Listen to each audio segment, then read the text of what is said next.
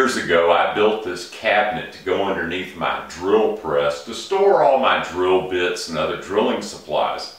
And it's been great. Unfortunately, I've outgrown it. I've got so many drill bits, particularly large Forstner bits, and they just don't fit in the drawers that well. So I'm going to see if we can make a little hanging rack to go next to my drill press to store all these bits in. Let's take a look.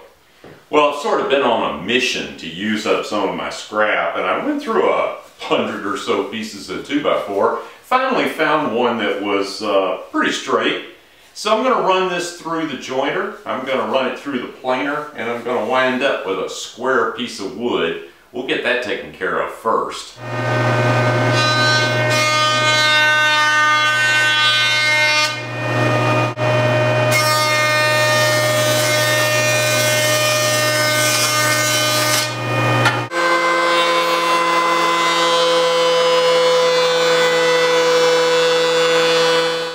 Okay, now with a reasonably square piece of wood, what I want to do is I want to rip it at a 35-degree angle, and I'd like for my rip to be pretty much exactly in the middle of this piece of wood so that I can get two pieces out of it.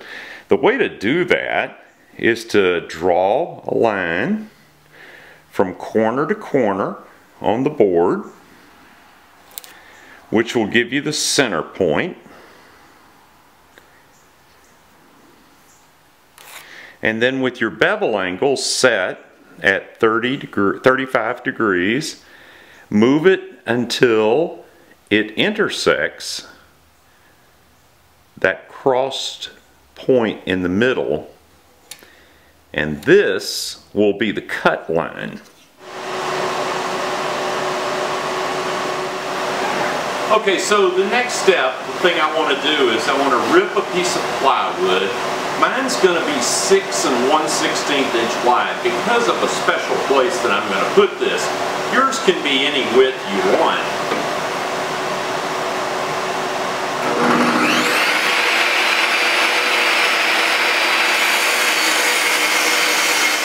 Okay, the next step is just to set up a stop block and cut this angled piece of 2x4 to length.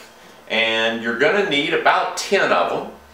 I cut 11 just to be on the safe side, and I cut them 6 1/16, which is the same width as the piece of plywood backing I'm going to use. Whatever width backing you use, cut it to that length.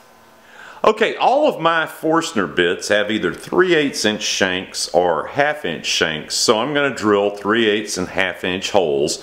And what I did was I took one piece of this angled piece of wood and I marked the center this direction, and I marked in 1.5 inches. Same down here, 1.5 inches from the end, and the center here. Alright, we're getting set up here now to drill. What I've done is I've taken this leftover piece of beveled 2x4 and I've put it against the fence. I've taken a scrap piece of plywood and butted that up to it, and what I've done basically is made a rest for each one of these pieces so that it'll sit level. Then I moved the fence back and forth until I got the whole location lined up middle, front to back on my middle mark. Then with this hole lined up, I made a mark here. Rather than use a stop block, which is going to get in my way, I'll just move the end of each board to that mark, and then I'll move it down to this mark and drill this hole. That'll save me having to mark each and every one of these boards. Now, when I was marking this out, I also marked a 1-inch mark down from the drilling location, and that's going to be my depth of cut. So I have set this so that it bottoms out right there at the 1-inch mark, and I think we're all set to start drilling.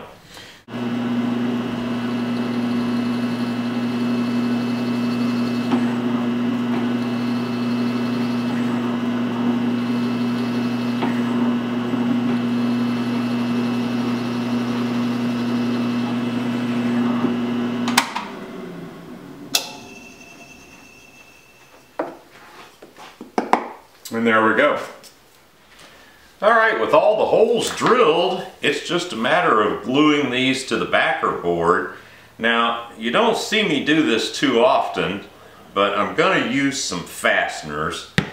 I'm going to use some 23 gauge pins simply because clamping this would be too difficult and it would take up way too much time. Now, I've put some tick marks here at 3/4 of an inch. That's a little bit arbitrary. But I wanted to have some space here at the bottom to put some mounting screws in to screw this to the wall. So I'm going to line this first one up. I'm going to take a scrap one and put it here as a spacer. And I'm going to line it up with both edges. And just pop a couple of nails into it.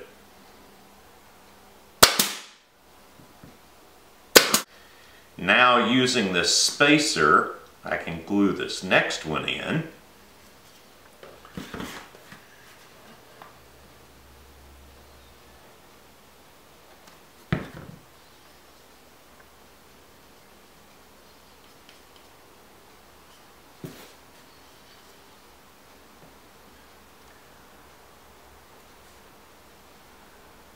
Get that lined up, pull my spacer out,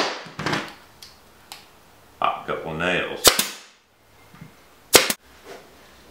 Alright, putting in the last one now.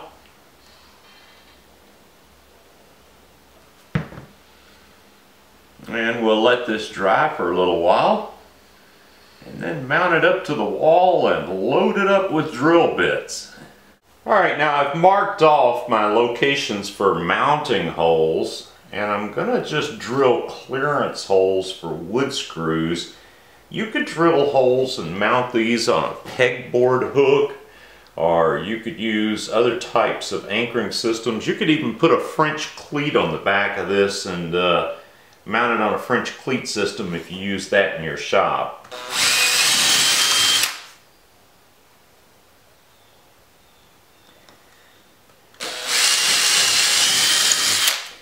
Alright, and I'm going to grab a countersink bit and chamfer these holes so the screws will sit flush and we'll be all set. Okay, just finished up mounting up this little drill bit rack. Let's see how this is going to look. I'll put the Forstner bits with the 1/2 inch shank in there and one with a 3/8 inch shank there.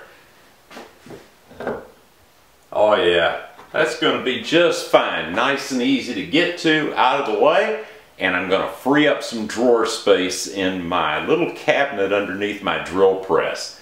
So that's a quick couple-hour project for you that'll save some space in your shop. I hope you enjoyed it. Look forward to seeing you in the next video.